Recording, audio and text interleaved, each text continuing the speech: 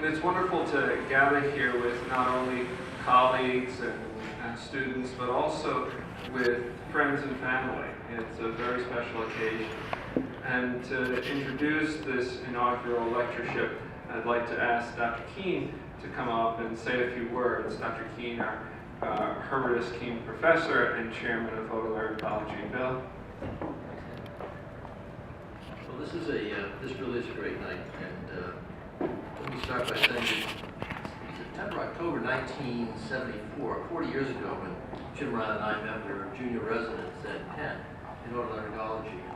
Then the residency was 3 years, and I'm not sure if that reflects on a smaller body of knowledge or we were really sharp guys. But that was a 3-year residency then with 1 or 2 years of general surgery. We felt an immediate kinship. I think it's fair to say our backgrounds are very similar. I think our ethos are the same. Our family values are close. Those kinds of relationships have characterized our friendship really to this day. Louise and I, with our 3 boys, lived about 3 blocks from the Reillys and their 3 children. These were great years during those residencies. We had a wonderful time being together, and we really became a family in many ways. So when the Reillys moved to Pittsburgh, we thought it was just going to be an interim step. After all, they had roots in Philadelphia, they had their friends here. And some 13 years later, after time in Pittsburgh and time in Birmingham, where he was chair of the Children's Hospital there, I felt sure that Jim and I would come together again. And while I stayed at Pennsylvania Hospital in Penn, when I was offered the chairmanship here at Jefferson in 1992, it was immediately noted that there was a huge vacancy in terms of pediatric otolaryngology. And so Moores stepped up as a willing partner, and the logical first choice was to reach out to Jim Reilly. And so we met at one of the national meetings, and Jim came up with Bobby, looked at the position, and as they say, the rest is history. But I have to believe that that friendship that Jim and I have cultivated over the years was critical in sort of sealing that deal. Under Jim's leadership, our division of pediatric otolaryngology has grown to become universally admired as an organization with national and international recognition. We have nationally and internationally recognized surgeons heading all of the subspecialties, and through Jim's connections and efforts, many of the faculty serve on key roles at ASPO and Centec. Jim would be the first to discount his influence over the success of his attendings and his residents and his fellows, but I think it's fair to say that that faculty has been nurtured, mentored, supported so admirably that they really have a national stature because of Jim's influence. So well done with respect to that, Jim. In addition to what he's done with his faculty and residents, over the last 5 years, one of our otolaryngology residents has mastered one of the best programs in pediatric otolaryngology in the country, a great legacy. In addition to that, Jim has started an ACGME recognized fellowship in pediatric otolaryngology at Moores, which has been universally successful and a wonderful program. All of those graduates applaud Jim's mentorship. He's viewed as an ideal example of a caring physician, a thoughtful researcher, a skilled technical surgeon, and more importantly, an educator. Jim has cultivated collegial relationships worldwide. As the former association president, he now serves on the board of directors of the Inter-American Association of Pediatric Otolaryngology. And through his willingness to work with people from all over the world on equal footing, Jim has built many professional and personal friendships which have lasted through the years.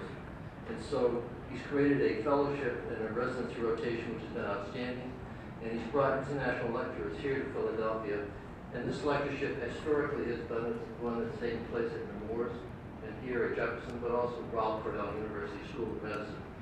And Jim and Bobby have graciously entertained and hosted all of the people at Penn who lectured in their homes. So they really made this happen. And so today, our faculty, Jim's former residents and fellows, renamed this lecture series for Jim's honor, to thank him for establishing such deep and abiding ties between Jefferson and the international pediatric otolaryngology community. Jim, we thank you for your kindness, your encouragement, your professional generosity, and more importantly, your friendship. Well done, and thank you.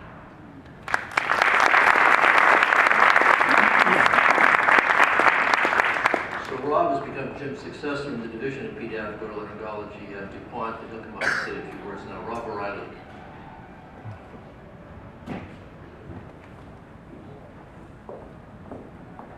Thank you so much, Dr. Keene. I appreciate that. And Ed and Karen Keene, in particular, for organizing tonight. Carla. A lot of work went into this, and we're very proud to be here. The idea for this lectureship came out of the generosity of the Jefferson faculty.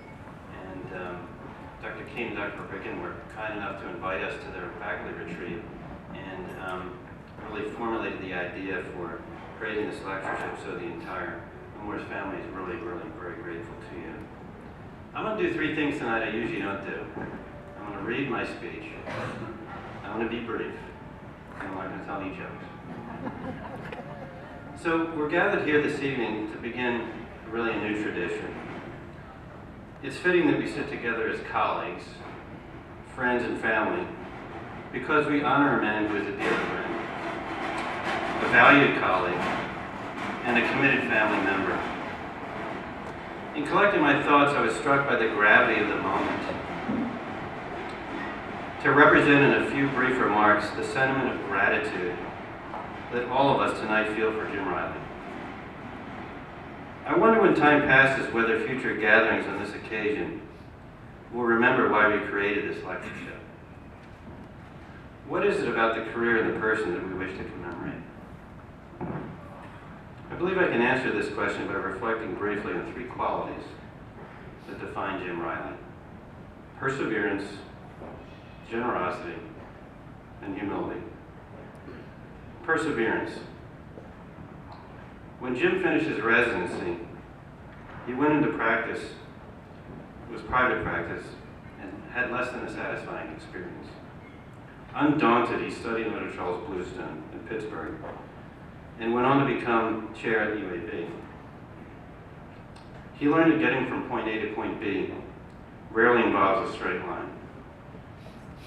When he arrived at DuPont Hospital for Children as division chief, he had one exam room with a bench top, one otoscope, one audiologist with one booth, and Phyllis. Now, where others would see obstacles, Jim saw opportunity. He tirelessly built not only a world-class division, but an entire department. His unwavering optimism in the future of our hospital was contagious, and new surgeons came one after another, attracted by his vision. When he stepped down as chairman of surgery, the surgical staff had grown into the region's most vibrant and innovative department. Generosity.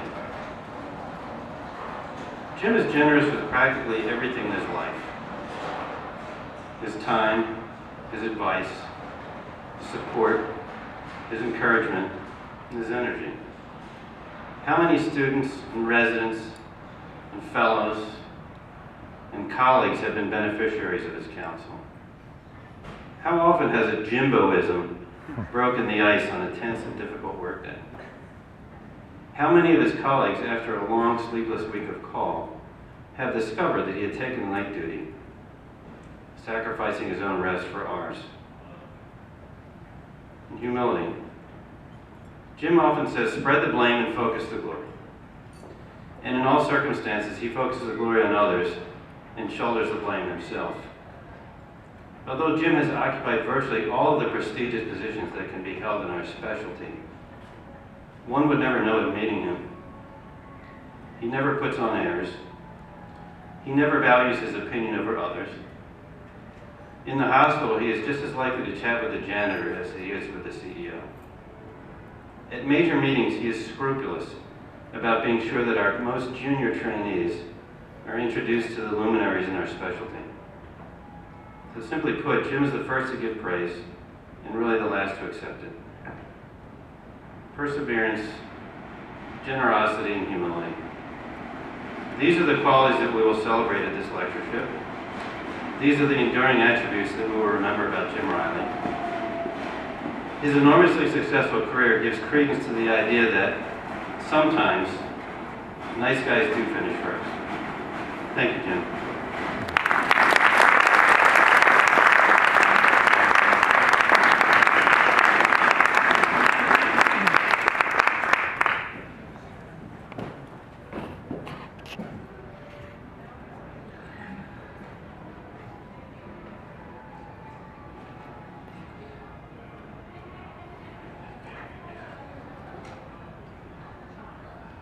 second.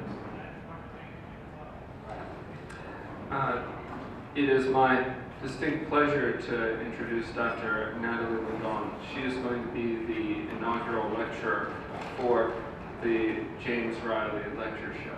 And it's really a wonderful occasion. We've had folks come from all over the world, from London and from Paris, and now again a visitor from Paris where Dr. Garbedian has come and spoken to us before. Dr. Natalie Ledon holds the position of senior faculty in pediatric otolaryngology at the Armand Trousseau Hospital for Children in Paris, France. The Armand Trousseau Hospital for Children in the City of Lights is really the star hospital for pediatrics in Paris and all of northern France. She also holds the title of Director of the Cochlear Implant Program, an appointment that she has held since 2003. Dr. Ledon received her Doctor of Medicine degree from the University of Paris in 1995, and then she went on and received other degrees in audiology in 1997 and in clinical phonetics in 2003. Her publications and research really are focused around congenital hearing loss, on the epidemiology of congenital hearing loss, and specifically on the genotype and phenotype relationships of these types of hearing loss. But she's also published extensively on middle ear surgery and on cochlear implant surgery. We are very fortunate. She's been an invited international speaker in Europe, in Africa, the Middle East, and in North America. And so she joins us today to talk about advances in pediatric cochlear implantation. Dr. Ledon?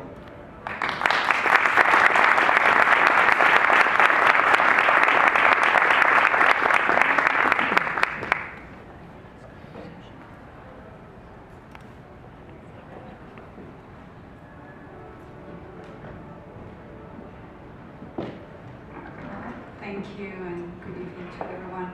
I'm very honored and very pleased to be there for this very special evening.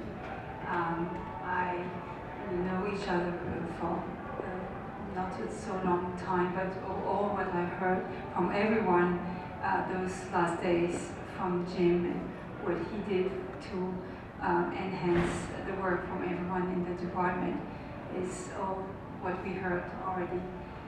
It's a good friendship and a very high quality of surgery and exchanges with the patients. So it's my pleasure to talk tonight about the pediatric cochlear implantation and maybe talk about the state of the art of what is the extension right now. Also, I want to say that, as has been mentioned, I've been in charge of the department for many years now, and we just celebrated a few days ago the 1,000th cochlear implantees in our department. So, starting from the beginning, there has been an international consensus on pediatric cochlear implantation.